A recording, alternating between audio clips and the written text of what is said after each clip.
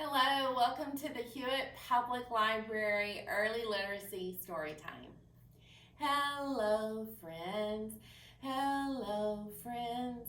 Hello, friends. It's time to say hello. This week, I am excited because we have another video from the lovely Kristen Davis. She is collaborating with the Hewitt Public Library to give us language tips. She's a speech and language pathologist from Baylor University, and she is going to talk to us today about talking to your child. And we just covered narrative skills a couple weeks ago in our early literacy skills series, so I'm excited for you to get her take on narrating to your child. Hi, my name is Kristen Davis, and I am so excited to be here talking to you. I am a speech language pathologist, and I work at the Speech and Language Clinic at Baylor University. I'm happy to be collaborating with the library to bring you some helpful tips on building your child's language. By helping to build your child's language, you're also helping them establish that foundation that they need for when they are ready to read. The first tip I have for you is very simple. Talk. Talk with your kiddo about anything. Talk about what you see on your walk or narrate what you're doing while you make dinner. Ask them questions, and while they may not answer all of the time, this will help expose them to language. The more you talk to them, the more language they hear. Here's a quick tip on what this may look like. Oh, look, a ball. Oh, and it's round and it's kind of a golden color. This one is squishy. You could throw it up in the air. You can roll it. Uh-oh, there it goes. It's rolling under the table, and now it keeps on rolling over under the chairs too. So while this may seem a little hokey, you just exposed your child to a lot of concepts like action words, describing words, and prepositions. I hope you found this tip helpful, and I'll see you soon. I hope you enjoyed the tip from Kristen Davis. We are so appreciative that she's collaborating with the Hewitt Public Library to share her expertise with us. Today I have two activities that are posted on the flyer on Facebook, so I'll briefly go over them. One is making fake snow, and so I have some recipes on the flyer. There's more than one recipe, just so you're more likely to already have the things at home that you need to make the fake snow. I think this is such a fun activity, especially for our Central Texas kiddos who don't get the opportunity to play in the snow as often as some children might in other parts of the state even, or the country. But one of the recipes is to use shaving cream and baking soda. It's neat because it's cold, and then they can add some of their toys to it to play in the snow. They can build a snowman and have all those fun experiences with snow. The other one is a different take on making a gingerbread house. I was sharing in one of the other story times how I sometimes have big ideas about what I want to do with gingerbread houses, and then I might get a little overwhelmed and not have time or have to make it a little simpler.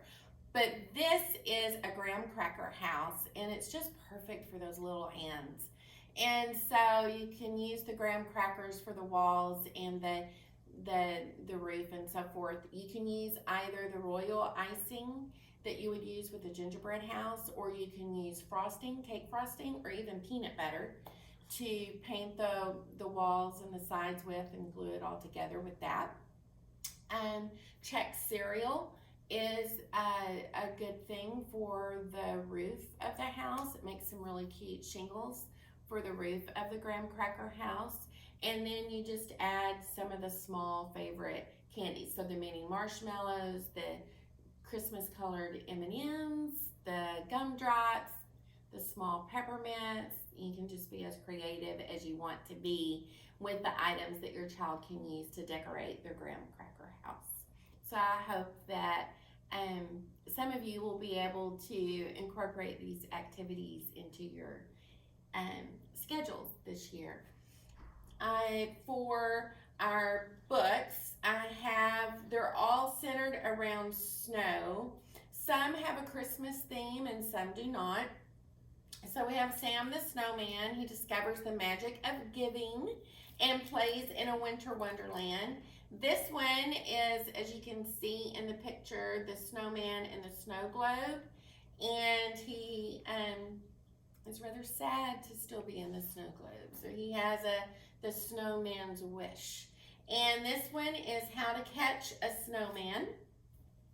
And so this is about some story, is a story about some kids trying to catch a snowman. This one is Snow What Fun. This is a Christmas Eve story. So it's a little bit like 'Twas the Night Before Christmas, not exactly, but it's the night that all the snowmen come out, and that is on Christmas Eve. And then in the back, this one also is not based around the holiday season. This is the Smiley Snowman.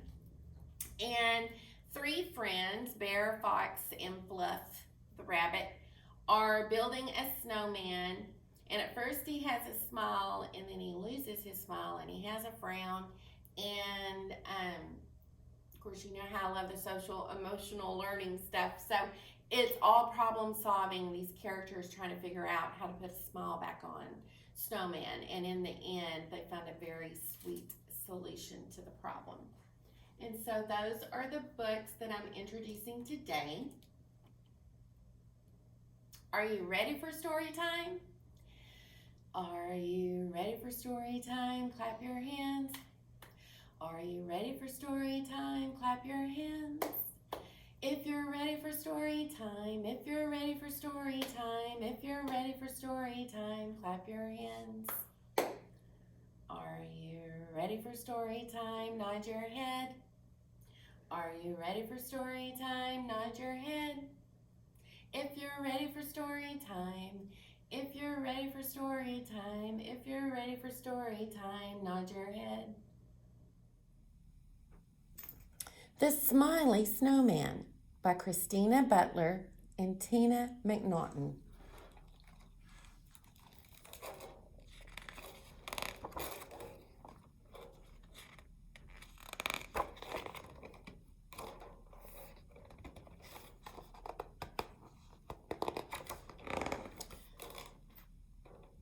The snowman was nearly finished.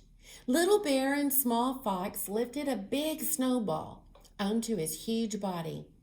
"My turn," cried Fluff Bunny. "Let me help." "Come on then, Fluff," giggled Small Fox. "We can't leave you out."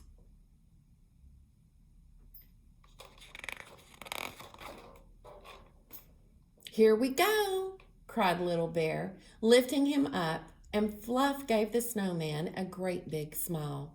"Yippee!" squeaked Fluff. "He looks really happy now. Hello, Snowman."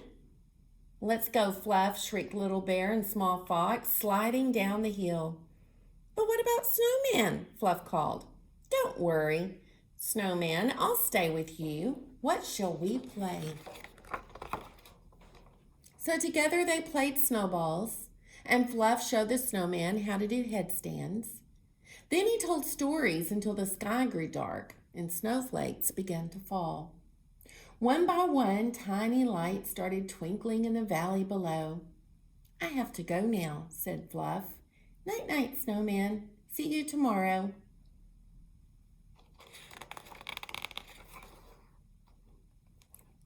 Next morning, the snow sparkled bright. "Wait for me," gasped Fluff, as he bounced up the hill after Little Bear and Small Fox.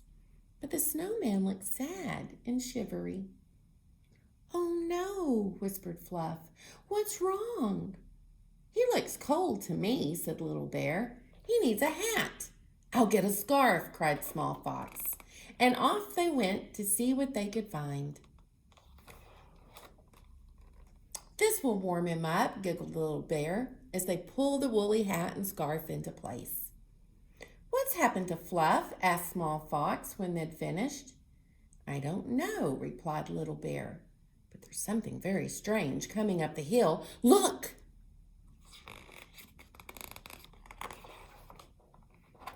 "What can it be?" asked Small Fox, hiding behind Little Bear. A big floppy thing with lumpy bumps was shuffling nearer. Suddenly, Little Bear laughed. "It's Fluff," he yelled. "He has a blanket. Hold on, Fluff, we're coming."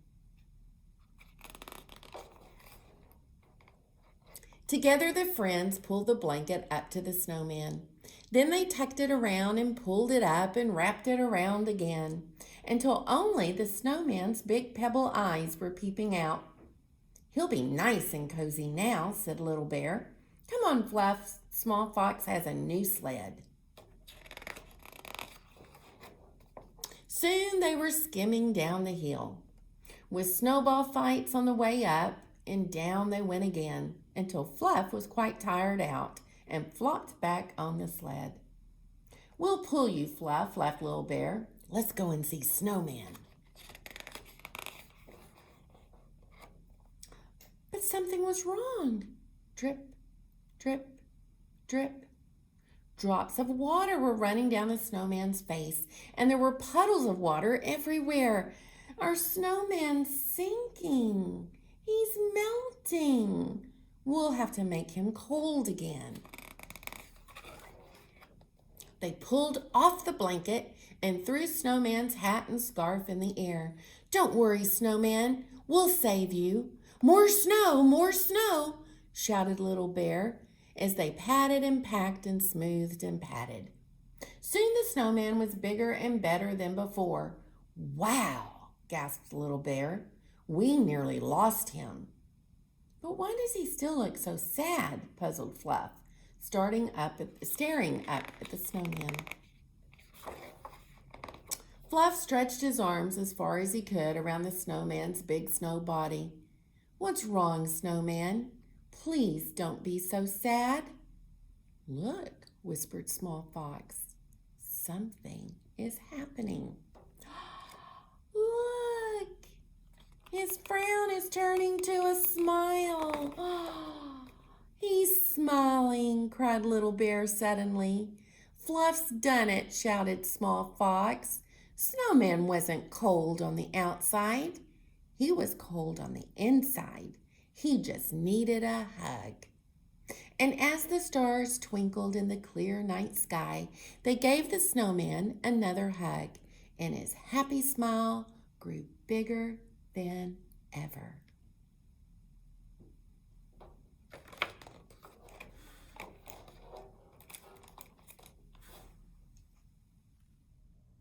I hope you enjoyed our book reading for today.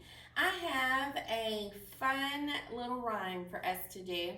You may remember not too long ago we did Two Little Bears, and I'm always talking to you about how repetition is important. So this is an example. If you've been doing Two Little Bears with your child, you can change up the wording for different seasons of the year, for different activities that you're doing with your child, and just have fun with it, and they learn from that, and they thrive on the repetition.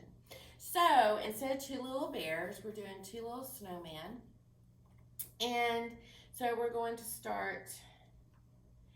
Two little snowmen rolling down the hill, one named Jack and one named Jill. Roll away, Jack. Roll away, Jill. Come back, Jack. Come back, Jill. Two little snowmen walking in the snow, one named Fast and one named Slow. Walk away, Fast.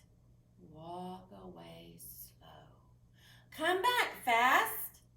Come back, Slow. Two little snowmen feeling very proud, one named Quiet and one named Loud.